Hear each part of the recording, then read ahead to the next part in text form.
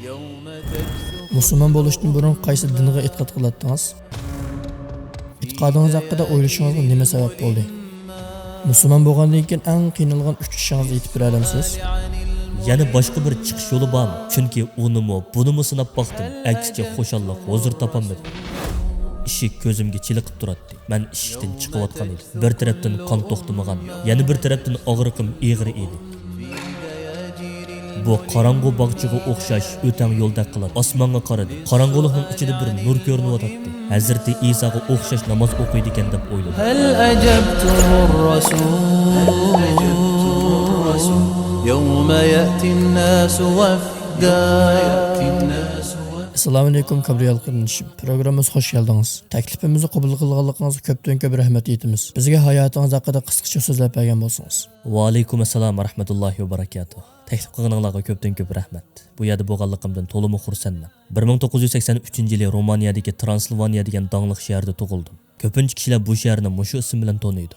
Xristianlikdagi aralash mazhablarga e'tiqod qiladigan bir oilada cho'ng bo'ldim. Katolik, Ortodoks va Oratoniyudan iborat o'xshamagan 3 cherkovda vaftiz qilindim. Kommunistlar hokimiyat yurgizgan mezgilda Romaniyada uzoqroq turib qoldim. Keyin Kanadaga ko'chib keldim. U yerda islomiy ilmlar sohasida xizmat qildim. Keyin islom psixologiyasiga nazar va hayotdan ma'no izlaguvchilar maslahatchiligi degandek sohalarda bilim oshirdim. Alhamdulillah. Hozir mushu xizmat bilan shug'ullanyapman. Hammadan bak xizmatimdan huzur olaman. Müslüman bo'lishdan burun qaysi dinga e'tiqod qilardingiz? Kichikligimdan tortib bir yaratquchining borligiga ishonatdim. Bundaq ishonishimning sababchisi cho'ng onam edi. U xristianlikdagi katolik mazhabiga e'tiqod qiladi. Men ko'pincha uning yonida turardim. U vaqtlarda men maktabga mang'ash yo'l ustidagi cherkovga kirib ibodat qilardim. Men bilan maktabga mang'an bolalarni cherkovga kirib ibodat qilmasang bo'lmaydi deb majburlaydim. Mahallamda bu ish kollektiv ishiga aylanib qolgan edi. Maktabdan yenib yana cherkovga kirib ibodat qilib qaytatdim. Cherkovga cho'ng yo'ldan o'ssamla cherkovga kirmay mangmaydim. Injilni o'qish bilanla bo'ldi qilmay darslarga qatnashatdim. Oilam kichik turib, dinimga buncha bog'liq ekanligimni ko'rib hayron qoladi. Cho'ng onam bu qilmishimdan intayin xursand edi. Meni doim sen cho'ng bo'lsang royib bo'lasan deydi. Cherkovga kirganimda doim royibning yonidagi mihrobga chiqarib qo'yadi. Mendan faxrlanadi. Shunda qilib men Injil haqida xeyli bilimga ega bo'ldim. Bu vaqtda to'xtamay izlandim. E'tiqodingiz haqida o'ylashingizga nima sabab bo'ldi? Xatolashmasam e'tiqodimga bo'lgan tunji qaytimlik shubham Bosnalik Kamol ismli do'stim bilan munozirlashganda paydo bo'lgandi. Yoz fasli edi. Bir kuni do'stim bilan mashinada futbol musobaqa ko'rgili ketib-o'tdik. Biz uning bilan doim din haqida munozirlashdik. U menga xafa bo'lgan holda Isoning haqiqatan yaratquchining o'g'li ekanligiga ishonamsan? Haqiqatan shuningga ishonamsan deb qayta so'ragani hali ham esimda. Garchi bu savol mendan ko'p so'ralgan bo'lsa-mu, shu chaqda qalbimda bir shak paydo bo'ldi. Ya'ni mening mijozimga shu chaqdagi holdim faqat mos kelmayotdi. Men tunji qaytim o'zimga va boshqalarga qarta durust bo'ldim. O'zimchili birdam turib qoldim. To'xtab tura, bu zodi nima ish deb o'ylandim. Bu to'g'ri emas.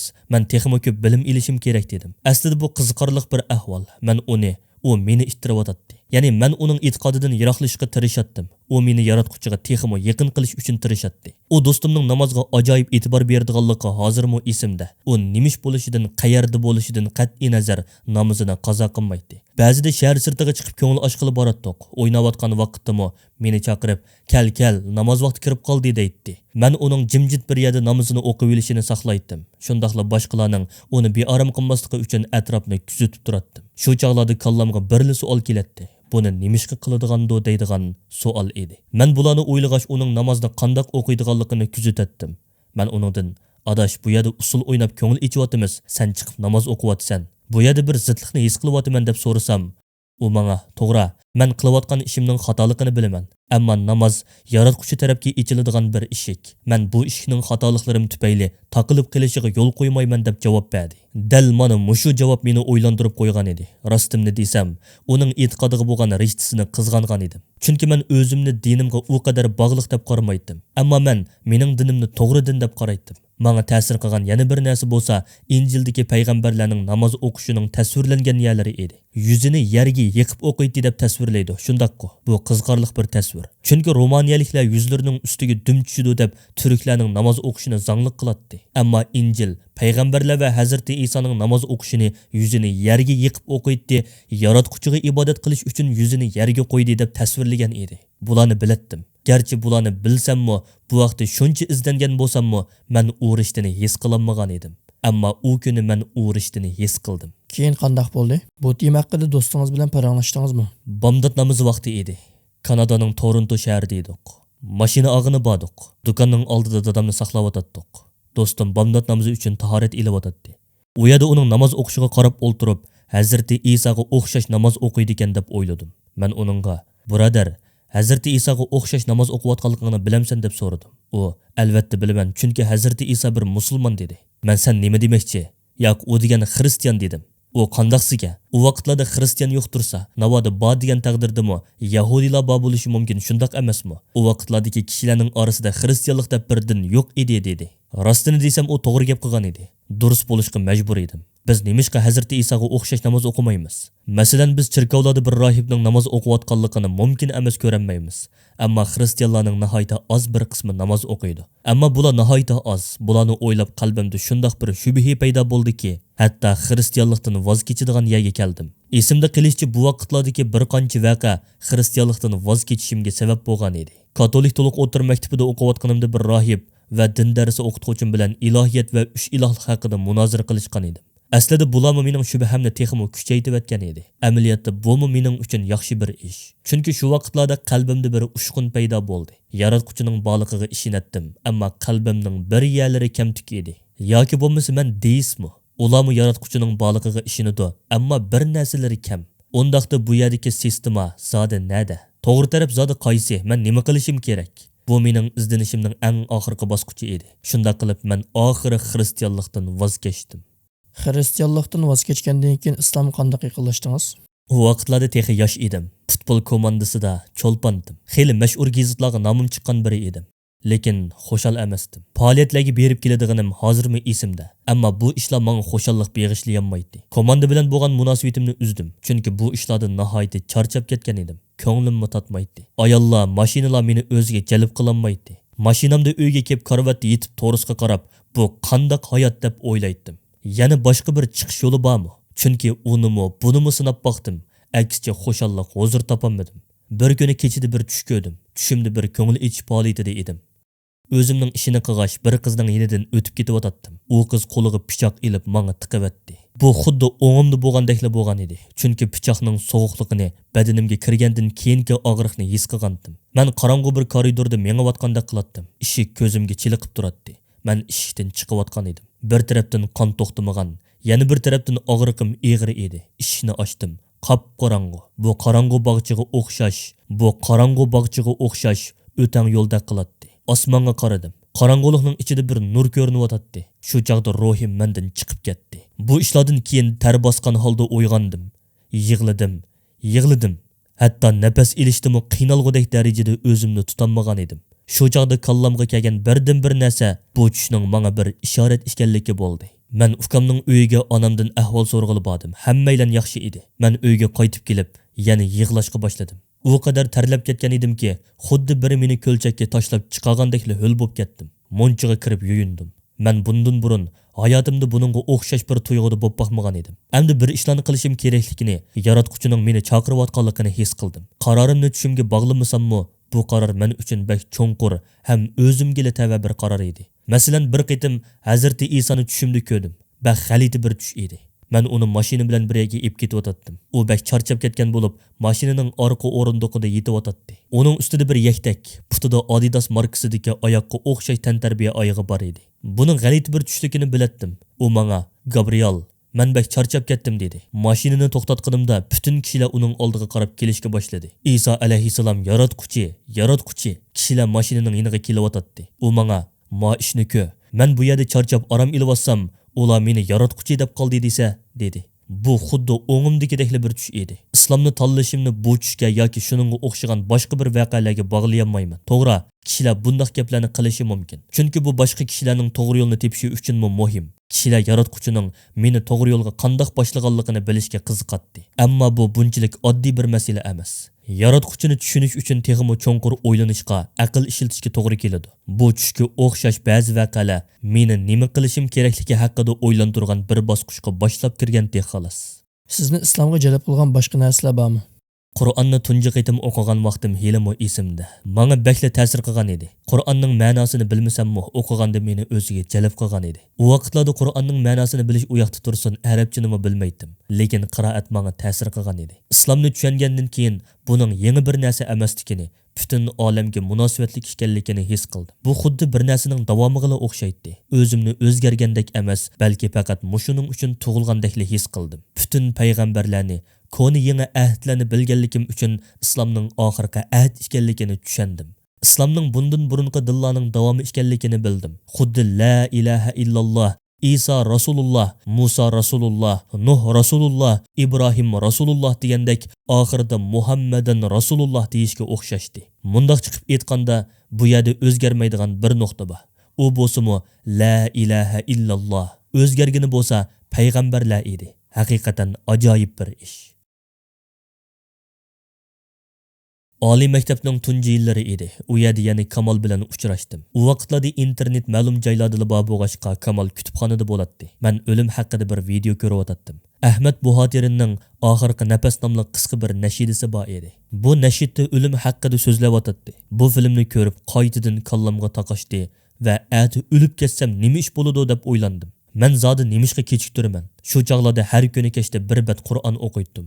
Nihoyat huzurlanatdim. Esimda qilishchi kunda kechda bir bet Qur'on o'qish mening tunji odatimga aylangan edi. Men Qur'on bilan o'ttirimda bir dialog paydo bo'lganligini his qildim. Har bir betni o'qiganimda xuddi uning javobini biri aytib berayotgandek his qilatdim. Aqlimga to'xtamay savollar keladi. Qur'ondan so'raydim va munozara qilatdim. Yo'q, bundoq bo'lishi mumkin emas deb o'qiydim. So'rgan savolimning javobini keynidagi betdan topatdim. Shu ishlardan keyin uyga qaytdim. Endi ta'xir qilolmadim. Qur'on karvitimning yenida edi. Qur'onni o'qidim, yana munozara qilishga boshladim. Nurg'un yerlarda Qur'onni xuddi men bilan mungdishayotgandek his qilatdim. Insonlar endi bu qayerdan paydo bo'ldi deydigandek qilatdi. Bir savolga duch kelatdim. U savol kallamda takrorlanib turadi. Men bu savolning javobini tepish uchun Qur'onni ochganimda javobi dal shu yerda bo'ladi. Keyin menda mundaq bir tuyg'u paydo bo'ldi. Nemish bo'lib ketyapti? Alloh seni ko'rib, sen bilan mungdishyapti. Shunga olimlar, Alloh bilan mungdishni xohlasang duo qil. Agar Allohning sen bilan mungdishini xohlasang Qur'on o'qigin degan ekan. Qandaq bo'lib musulmon bo'lish qarori keldingiz? Bir kuni atigan uyg'onganimda o'zimni bakla bearam his qildim. Kallamda nimani saqlayotsa, to'g'ri yo'lning mushu ekanligini bilib, yana nimaga saqlaysa degan savol takrorlanayotdi. Shu kuni maktabga berib Kamolni topdim. Uningga bu kecha biznikiga kelib, menga bir ishda yordam qilgan bo'lsang dedim. U mendan bir ish yo'qdi deb so'radi. Men kechda uyga kelmasang bo'lmaydi desam, u bo'ladi, chatoq yo'q dedi. Shu chog'lar imtihon mezgili edi. Bir qancha savodoshlarim bilan uyimning ustidagi qavatda dars takrar qilyotdim. Kamol telefon qilib, "Men keldim" dedi. Mana tushdim deganimcha pastga tushdim. U menga bir ish bo'lmagandi deb so'radi. Mening musulmon bo'lg'im bor dedim. U men bilatdim dedi. Men nimani bilatding desam, u ikkimiz birga bo'lgan tarovih namozi esingdimi? Men sajdada turib Allohga bu bola seni izlayotdi. Buni islomga boshlag'in, islom bilan sharaflanishga nisb qilgin deb duo qilgan edim. Endi mening deganimni takrorlagan dedi. Men nima deyishni bilatdim. Shahodat keltirganimda, shahodat kalimasini aytishim bilan tang yelkamdan bir toshni ilib o'tgandek yengillab qolganligimni his qildim. U kecha bakla rohat uxlagan edim. Oilangiz va atrofingizdagilar musulmon bo'lganligingiz qanday pozitsiyada bo'ldi? Musulmon bo'lganligimni tunji bo'lib onamga aytdim. Onam mendan ansirab qoldi. Men musulmon bo'lishdan burun bakla ikkilangan edim. Uning ansirishimi normal edi. Onam boshda islomning sha'niga dog' keltiradigan so'zlarni qildi. Bundaq vaqtlarda men doim uningga to'g'risini tushuntirib, islomni qo'g'dashga tirishdim. Keyin buning ishga yaramaydiganligini ko'rib, menmi ig'ir talaffuzda so'zlab uningga qarshilik bildirdim. Subhanalloh, bu Allohning bir ne'mati. Men go'zal axloqim bilan o'rnak bo'lolmadim. Onam mendan o'zgarishimni talab qilgan bo'lsa-mu, mening bu tanlashimda qarorimning keskin ekanligini ko'rib, oxiri men o'qiyotgan kitoblardan dalil keltirish orqali tanlagan yo'limning xatoligini menga isbotlamoqchi bo'ldi. Ammo uning bu izdenishi uning musulmon bo'lishiga sabab bo'ldi. Rost shunday bo'ldimi? Taxminan mendan 6 oy yoki 1 yil keyin musulmon bo'ldigu deyman. Men buningdan bakla hayron qoldim. Chunki onamning musulmon bo'lishi xiyolimga kelib boqmagan edi. Keyin musulmon bo'lganligimni o'g'il bir tuqqunimga aytdim. U sal qo'polroq, u meni masxara qildi. Mening bu tanlashimga nisbatan bakla ochchig'i bor edi. Chunki menmi o'zgargan edim. Burun qilg'im keladigan ishlarni endi qilmaydim. Dadamga musulmon bo'lganligimni aytdim, ammo u hech nima demadi. Cho'ng onamga aytsam, u menga "Men seni rohib bo'ladi deb o'ylaydim" dedi. Men rohib bo'lmadim dedim va uningga dinim haqida tushuncha berdim. U menga "E'tiqodlaring o'rinliq, lekin men xristian holatga cho'ng bo'lib, bu ishimga keldim. Bundan keyin hayotimda dinimni tark etenmayman dedi. Men uningga Injilda nima yozilganligini o'ylab baq deganimda, u men hech qachon Injilni o'qib baqmadim. Faqat rohibning aytganlarini anglab keldim dedi. Men uningga hech bo'lmasa Injildagilarga ishonmamsan desam, u menga nisbatan baribir dinimdan voz kecholmayman dedi. Dastlabki mezgillarda kunda 5 vaqt namoz o'qish, Ramazon oyida 1 oy ro'za tutish sizga qiyin keldimi? Rost gap qilsam namoz o'qish qiyin kelmadi. Ammo men yashab kelgan turmush usulim sababli sal ko'nanmadim. Shunga men dastlabki mezgillarda namozni kechalari o'qidim. Ammo bomdod namozini har vaqtida o'qiydim. Chunki kunduzlari bakla oldirash bo'lib ketatdim. Ammo boshqa namozlarga tezlik ko'nib, moslashib ketdim. Dunyoda tartibli yashash bakli muhim. İslam bu tartibni bizga ato qilgan. Shunga men 5 vaqt namozni vaqtida o'qishga osonlik ko'nib ketgan bo'lsam kerak. Ro'za tutish bak oson keldi. Nemishqidir ro'za tutishni bakla yoqtirib qolgan edim. Musulmon bo'lgandan keyin eng qiynalgan 3 ishingizni aytib bera olamsiz?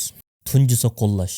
Nimlar degan bilan biz inson bo'lish sifatimiz bilan mehr shafqatga e'tirof qilinishga muhtoj bo'lib qoladi ekanmiz. Bizdami his tuyg'u bor. Masalan, sen islomni tanlagandan keyin oilang, atrofingdagilar bilan qarshi bo'lib qoladi ekansan. Yana bir tarafdan sana o'zining qarindishidek muomala qiladigan musulmonlarni uchirtadi ekansan. Ikkinchisi bo'lsa o'zini davomli taraqqiy qildirish lozim deb qarayman. Mayli aqliy jihatdan bo'lsin yoki ma'naviy jihatdan bo'lsin. Agar inson o'zini taraqqiy qildirishni to'xtatib qo'ysa, shahodat bosqichida turib qoladi. Ko'pincha kishilar musulmon bo'lishdan burun izlanadi. Munosabatli kitoblarni o'qiydi-yu, ammo shahodat keltirgandan keyin shu paytda to'xtab qoladi. Shunga musulmon bo'lgandan keyin har vaqt o'rganishni, o'zini taraqqiy qildirishni davom qilishi bek zarur deb qarayman. Eng oxirgisi bo'lsa o'ylanish.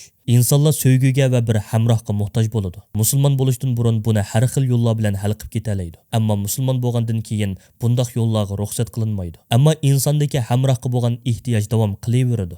Ko'pincha musulmon bo'lganlarning musulmon bo'lgandan keyin tunji qiladigan ishi o'ylanish. Chunki hammadan bek buningga ehtiyoji bor deb qarayman. Bu nihoyatda muhim ham qiyin bir masala.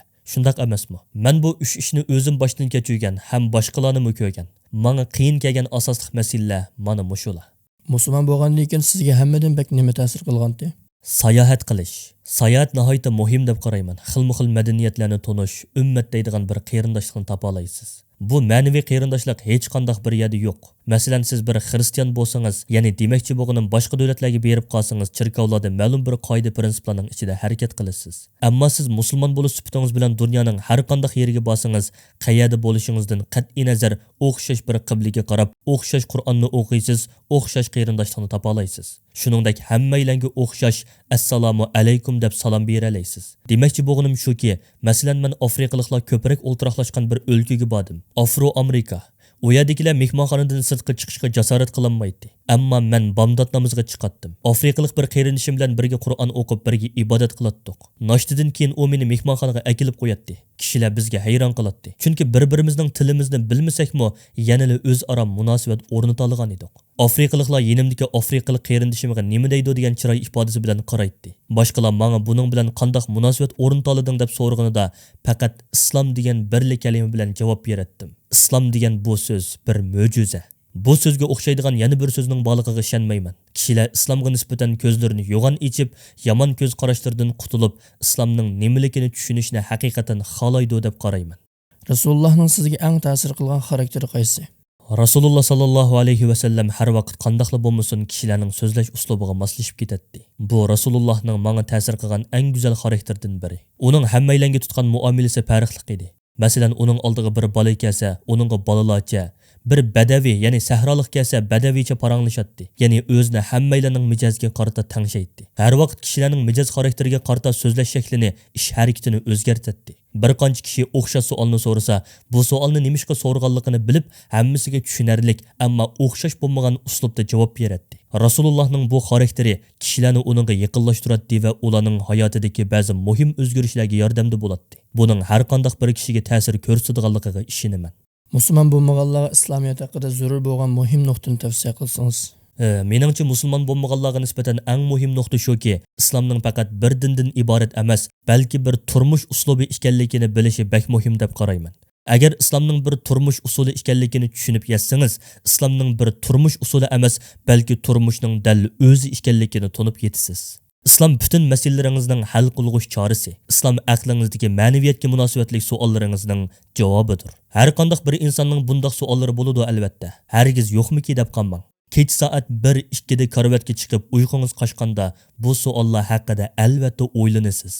Islom irqchilikdan haqsizlikka, hatto zinoga qadar dunyodagi butun masalalarni hal qila oladi. Hozir qaysi tema haqida izlanyapsiz? Hozir ikki tema, ya'ni ma'arif va maslahatchilik haqida izlanyapman. Chunki men yangi islomga kirganda qayerda turishimni, ummat ichidagi qaysi masalalarni hal qilishim kerakligi haqida o'ylangan edim. Shu jarayonda ma'arifning intayin muhim ekanligini his qildim. Bo'libmi Romaniyadagilarga nisbatan ma'arif bek muhim edi. Biz Romaniyaliklarga musulmon bo'lsin yoki musulmon bo'lmasin, bundan burun romanchaga tarjima qilinmagan o'qishliq kitoblarni tarjima qildik. Al-Muxtasir fi tafsiril Qur'on degan kitobning romancha tafsir qilingan nusxasi yo'q edi. Bu kitob romanchaga tarjima qilingan tunji tafsir kitob hisoblanadi. Inshaalloh bu amalimiz eng buyuk sadiqa joriya bo'lg'isi. Biz yana Qur'onni va yana nurg'un kitoblarni tarjima qildik. Balalar va cho'nglar uchun darslik kitoblarni, musulmon bo'lmaganlar uchun da'vat kitoblarini tarjima qildik. Oxirda ekrandagilarga qanday ko'ngil so'zingiz bor? Samimiy bo'lishni tavsiya qilaman. Samimiylik har bir insonga nisbatan har qanday ishda qiyin to'xtaydigan bir masala. Masalan, har qanday bir hadis kitob amallar niyatga bog'liq deb boshlanadi. Har qanday bir ish niyatimizga, samimiyatimizga, ixlosimizga bog'liqdir. Sufyan as-Sabai rahimahulloh niyatimdan bakrak shiddatli bir narsaga duch kelib boqmadim degan ekan. Niyatdan qiyin bo'lgan bir narsa topolmadim. Agar sen niyatingda samimiy bo'lsang, haqiqatan Allohning roziligini ko'zlasang, uningga cho'qim erisha olaysan. Agar sen samimiy bo'lsang, nimish qilishingdan qat'iy nazar, u ishning natijasi har vaqt kutguningdek bo'ladi. Gabriel qarindishim, so'rovlik programmamiz qatnashganligingiz uchun sizga ko'pdan-ko'p rahmat aytaman. Inshaalloh yana yuz ko'rishishga nasib bo'lsin. Alloh rozi bo'lsin. İnşallah Allah mübarek kılsın. Allah razı olsun. يوم نسأل عن كرام عن ضعيف عن يتامى